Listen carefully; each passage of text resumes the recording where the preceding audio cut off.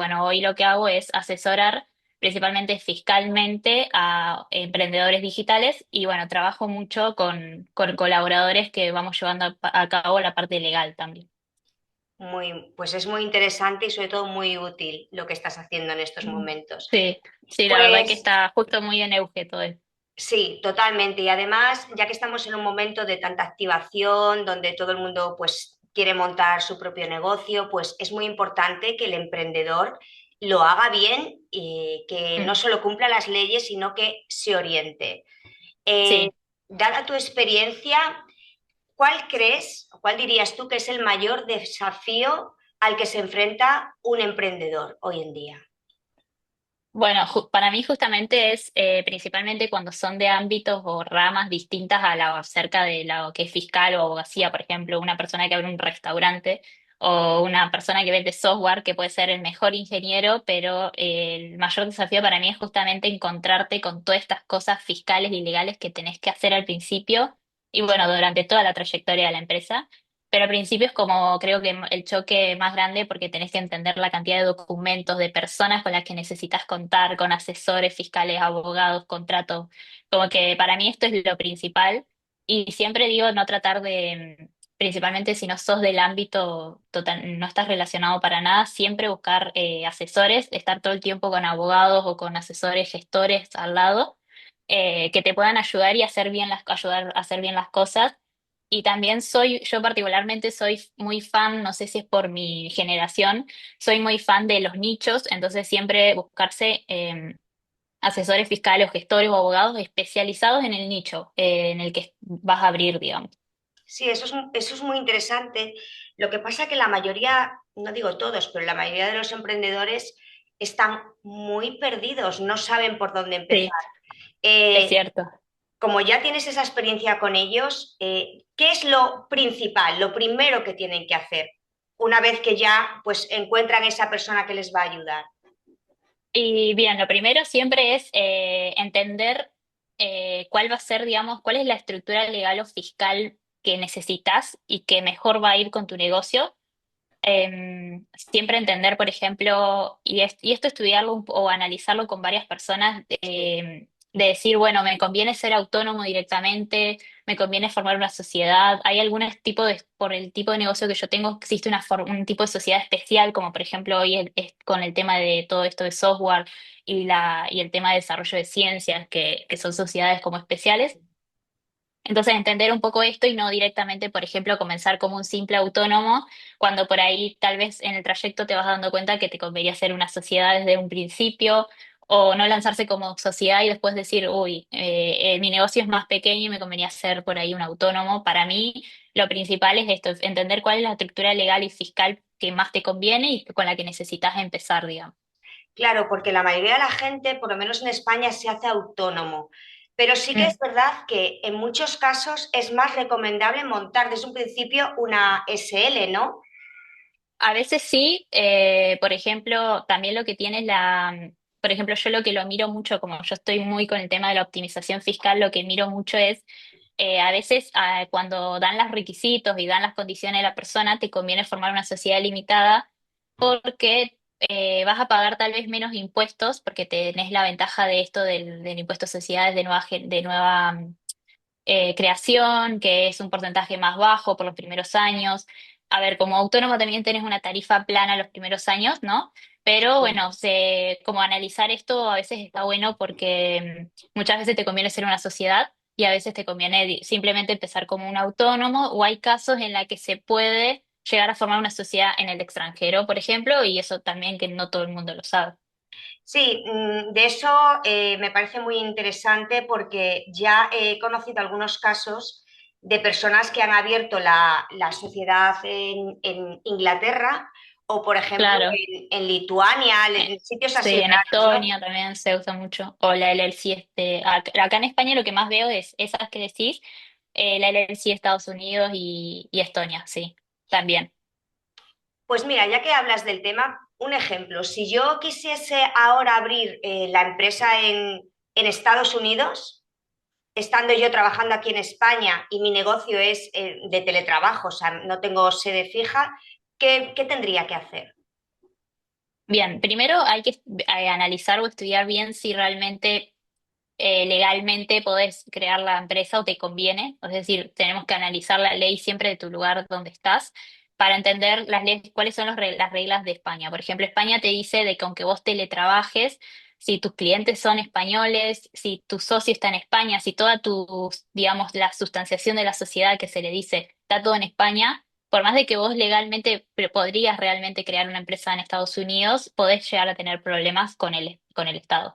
Pero, por ejemplo, tengo casos, por ejemplo, de clientes de que son autónomos aquí en España, todo llevan a cabo su actividad, pero tienen un cliente muy grande que en realidad son empleados, es la famosa figura del contractor, con Mm. Estados Unidos. Entonces, en ese caso, es totalmente legal la vía de que creen una sociedad en Estados Unidos para cobrar en dólares a esta persona que está pagándole desde Estados Unidos, por ejemplo, o desde Latinoamérica Ahí te iba a preguntar, Latinoamérica, por ejemplo, si, también.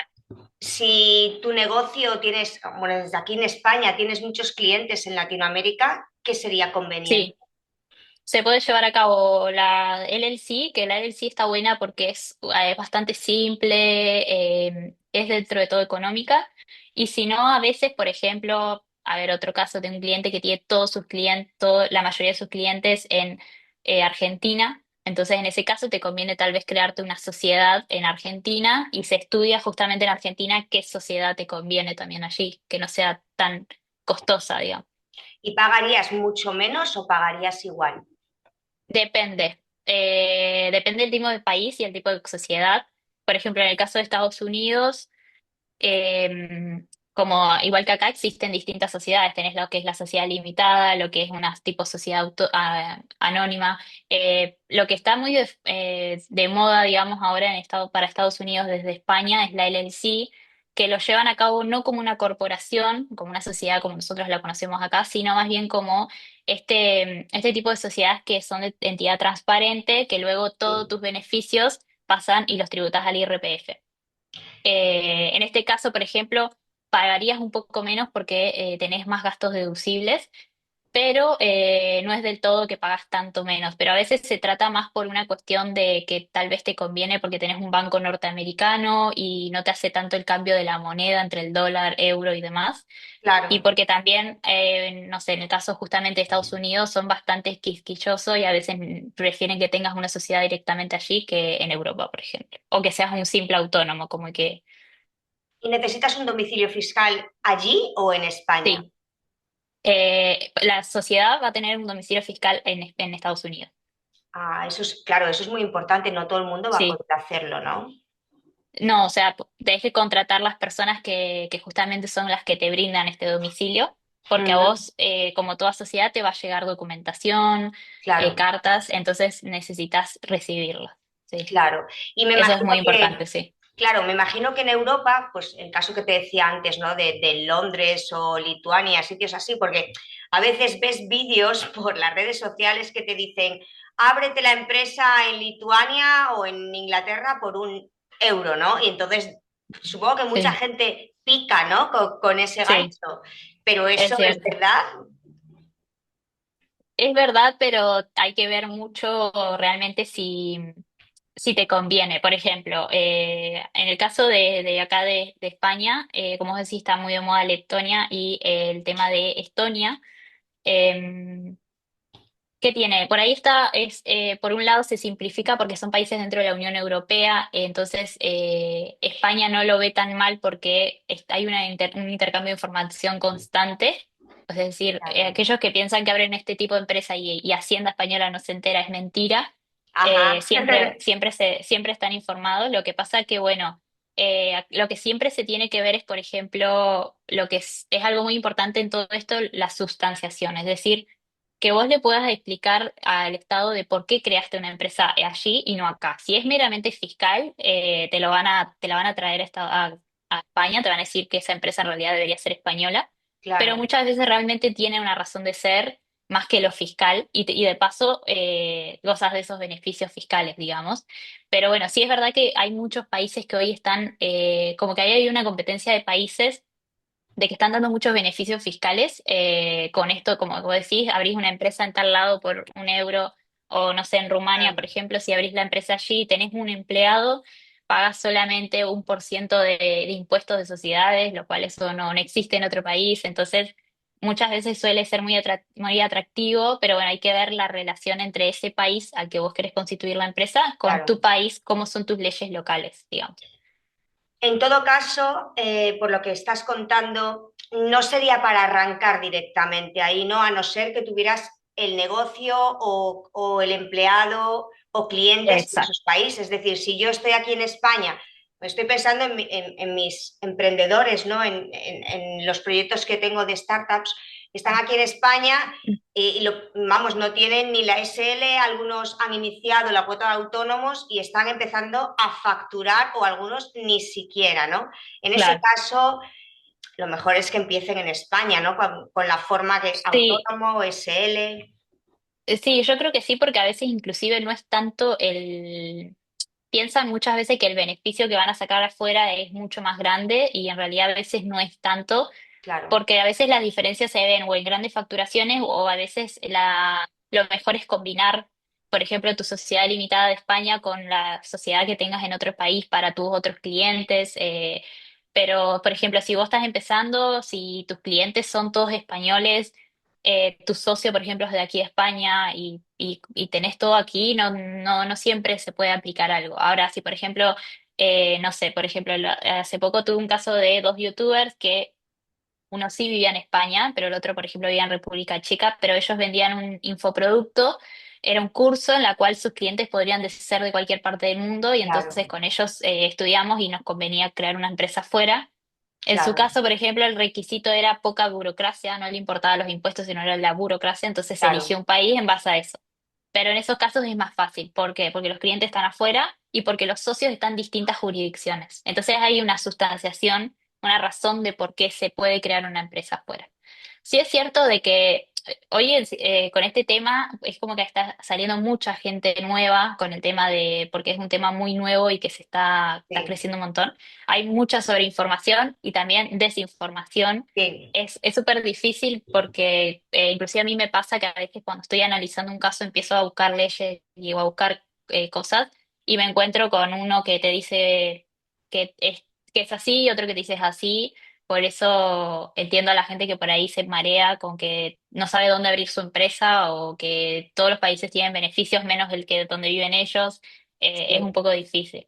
Ahí te quería decir, ¿no? Porque además tú como eres experta en fiscalidad, realmente España tiene mala fama en estos momentos, ¿no? Mm. Para el tema, porque nos están bombardeando constantemente los autónomos, pobrecitos, la carga que tienen, no te Sí. montes una empresa porque vas a trabajar para Hacienda, ¿no? Es ese tipo de comentarios peyorativos que yo creo que por eso te quiero preguntar hasta qué punto, ¿no? Nos tenemos que fiar de eso. ¿Realmente España es un buen lugar? ¿No es un buen lugar? Mira, yo te cuento de mi experiencia. Yo me fui de Argentina porque quería emprender y en Argentina también la carga fiscal es altísima y se ataca mucho a los emprendedores. Ahora eso Sí, no está cambiando un poco, pero cuando yo me fui de Argentina era muy así, era todo muy las leyes en contra del empresario, del que hace sí, plata, bueno. Yo cuando me fui a Irlanda porque era un ecosistema perfecto para emprender. claro, Ahí lo que me pasó es que el ecosistema era perfecto para emprender, pero me falló el tema emocional o social, que también claro, uno tiene que, si bien la empresa te puede ir bien o tu negocio, tenés que estar bien en el país donde estás. claro, Luego cuando me vine a España me di cuenta de que acá la carga fiscal sí que era altísima, pero acá creo que lo que más preocupa es la falta de seguridad jurídica y la falta y esta obsesión de Hacienda, digamos, de perseguir, o sea, es muy persecutoria ya, contra los emprendedores y los autónomos, que yo creí que en Argentina era mucho y ahora me di cuenta que es más acá que en Argentina, por ejemplo. Al menos con los autónomos que son los que siempre están como empezando al comienzo con pocos recursos. claro, sí.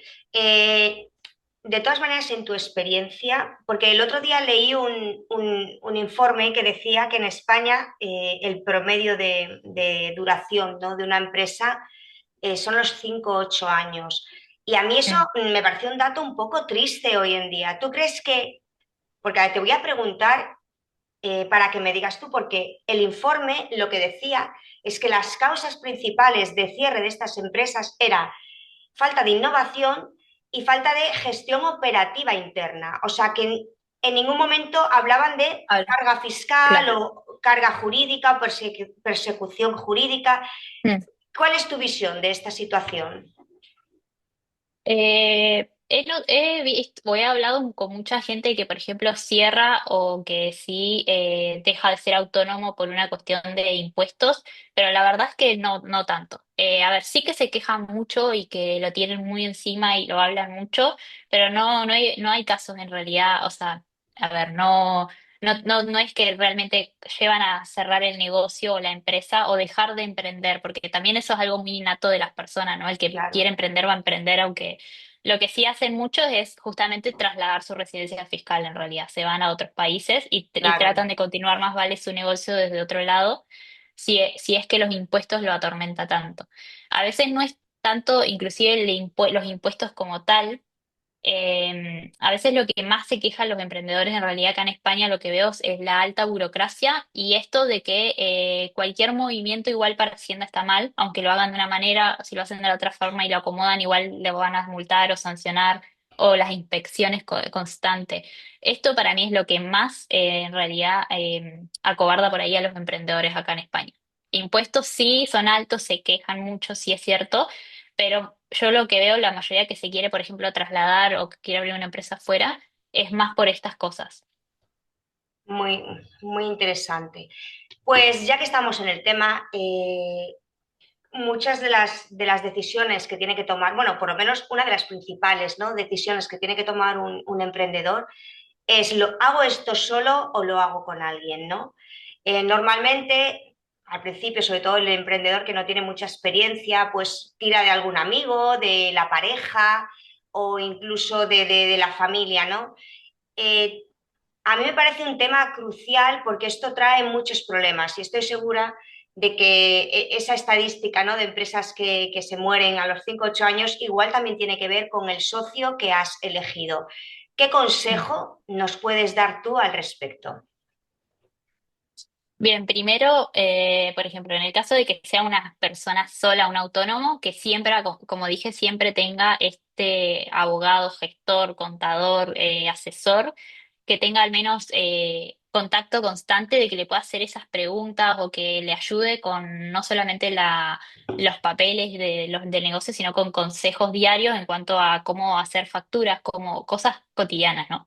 Sí, Em, por ejemplo, como vos dijiste, a veces se recurre mucho a un amigo y eso. Justo la semana pasada me pasó con mi tío que le apareció la propuesta de comprar un restaurante y él lo primero que hizo fue escribirme a mí para que le ayude y yo le dije, mira, yo sé un poco, pero me especializo en emprendedores digitales de restaurantes, no tengo ni idea, no sé ni qué te claro, tendría que poner en un pacto de socios de en un restaurante.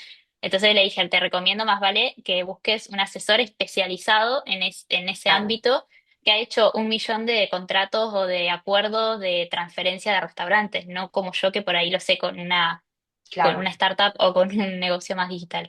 Y en cuanto a socios, que a veces aunque se emprenda con tu hermano de toda tu vida, tu mejor amigo, tu primo, pareja, siempre llevar a cabo un pacto de socios en la que se establezca, se regule tanto la relación entre ellos como con la empresa en sí, digamos. O sea, que se regule todo y que todo se deje por escrito.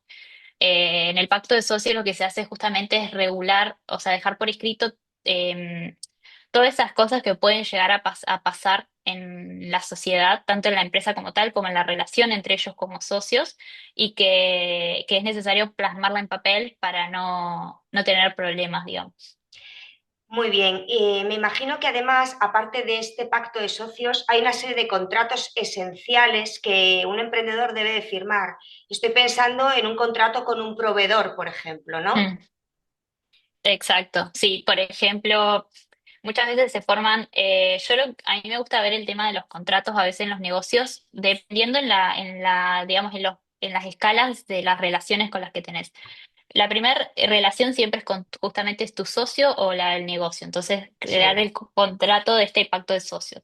Luego, por ejemplo, con los clientes, depende de tu servicio o lo que vendes, tenés que llevar a cabo ciertos contratos. Por ejemplo, quienes venden, no sé, en un e-commerce o página web, su contrato con un cliente, que no todos lo saben, es esa parte en la página web que tenés que poner que dice la parte legal y cómo llevas a cabo los datos de esa persona y demás. Eso es el contrato con el cliente. Y después, si tenés proveedores, colaboradores, también, como decís vos, llevar a cabo los contratos con estas personas en las que, por ejemplo, establecer cuáles son, por ejemplo, en el caso de, a veces se pueden establecer comisiones, cuáles son sí, los porcentajes, si yo te derivo un cliente, si vos me derivas un cliente. En el caso de proveedores, por ejemplo, de materia prima, me vas a traer los pedidos cualquier día, todos los días, a qué hora, o sea, como cosas que son puntuales, que bueno, hasta que vos no vas en la práctica a veces no lo ven, pero son, hay muchas veces que estos contratos también son los famosos contratos tácitos que se le dicen que son sí, de palabra. Pero bueno, son un tipo de contrato también. Por ejemplo, nosotros cuando, si tenés un proveedor de materia prima, muchas veces no firmás el contrato como tal, claro. pero bueno, en una llamada ya te dice yo te dejo los pedidos todos los lunes a las 10 de la mañana y eso ya es un acuerdo, digamos. Sí, me imagino lo que pasa que cuando hay un problema será más difícil de demostrar, ¿no? Ese acuerdo tácito. Sí, Y sí, sí, sí, ahí eso es cierto. siempre es mejor ponerlo todo por escrito, ¿no? Es lo que nos Todo dicen. lo que se pueda, sí, sí, tal cual. Sí, sí, sí, sí. Eso es cierto. Después, Pues, por ejemplo, si hay empleados, tenés los contratos laborales, que también son por esenciales. supuesto, Si contratas empleados, tenés los famosos contratos laborales que son regulados por una ley especial, digamos. O sea, imprescindible, por supuesto. sí. Pues bueno, estás tocando temas realmente muy interesantes, pero ya que ha salido el tema de fiscalidad, impuestos y tal, antes de que se me olvide, te quiero preguntar por el tema de Canarias, ¿no? Porque curiosamente en este estudio que yo leí el otro día, me llamó la atención que Canarias es una de las zonas de España donde hay más muerte de empresas, ¿no? Y entonces, claro, pensé, Mm, fíjate, pues sin embargo ahora están mm, incentivando, ¿no? ¿En qué consiste sí. esa incentivación, esa zona de Canarias para que todos vayan allí y abran una empresa? Bien, la zona de Canarias sí está como, si bien lleva tiempo, es un régimen especial que se estableció por un tiempo determinado. Supuestamente termina ahora en el 2026, pero bueno, dicen que se puede llegar a promulgar. Sí, Eh, esta zona lo que establece es un beneficio fiscal para las empresas o sucursales que abren en en esta zona, sí, en la cual los beneficios son que te establecen un 4% de un impuesto de sociedades, lo cual no existe en toda sí, Europa prácticamente. sí, Y lo que también por lo que más lo traslada ahí es el IVA, que ellos tienen el IGI, que es de un 7%. O sea, entonces ya tenés varios descargos. Además, tiene muchos incentivos fiscales para este tipo de sociedades que se dicen I más D, que son de software, de sí, innovación y de ciencia, y también la zona que le dicen franca, que es para todo lo que es exportación perdón, minería no, pesquera y esto. ¿Qué ah, pasa? sí, Me han escrito mucha gente por la zona esta de Canarias. El tema es que no es simplemente abrir la empresa y ya, sino que tiene muchos requisitos súper minuciosos. Por claro, ejemplo, de que la empresa realmente tiene que estar constituida en el lugar, que tiene que llevar a cabo inversiones por un tiempo determinado, esa empresa en esa zona, que tiene que contratar cierta cantidad de personal dentro de los 6 meses, que tanto alguno de los administradores como el representante, si se trata en caso de una sí, sucursal, tiene que vivir en la zona Canarias. Tiene requisitos como bastante estrictos, en la cual está muy bueno, digamos, el beneficio, pero tenés que realmente ver si vale la pena o si estás en esas condiciones de llevar a cabo tu empresa en ese lugar.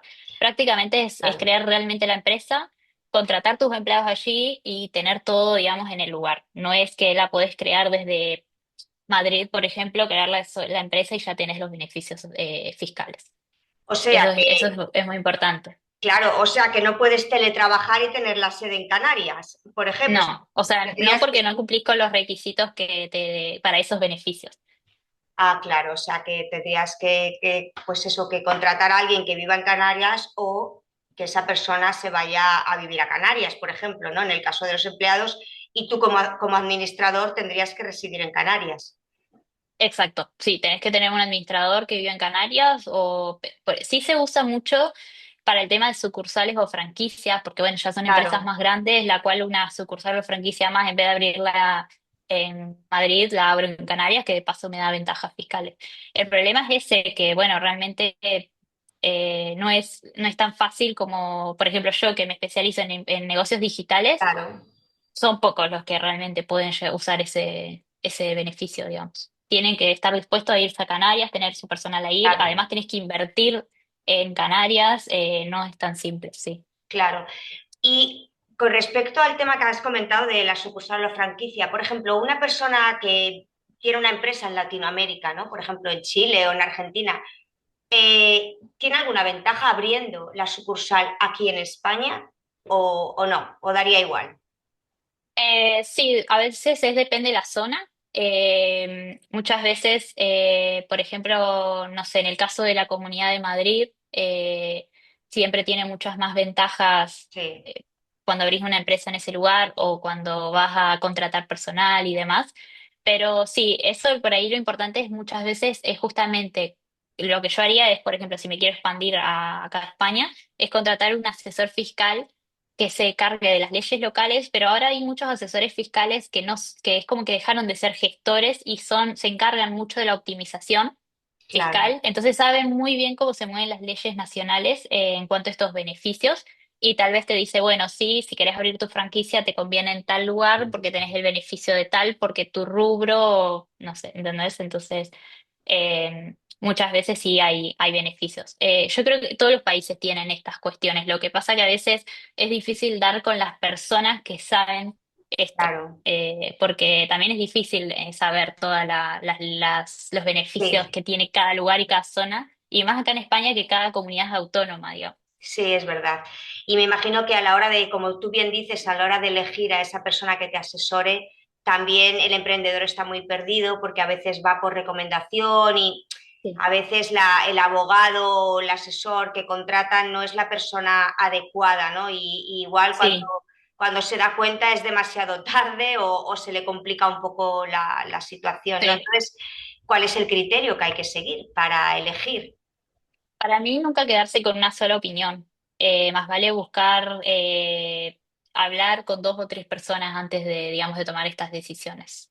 Inclusive, aunque hables con tres personas, las tres personas tal vez te plantean tres cosas distintas, pero Claro, bueno, vas viendo cuál te sirve más o justamente tal vez uno no es que sea un mal gestor, por ejemplo, a veces me pasa con los gestores de aquí que te dicen los clientes son o sea, lo único que hacen es mover papeles, pero bueno, no todos tienen los mismos conocimientos y especialidad, digamos. Por eso yo lo que digo para mí es eso.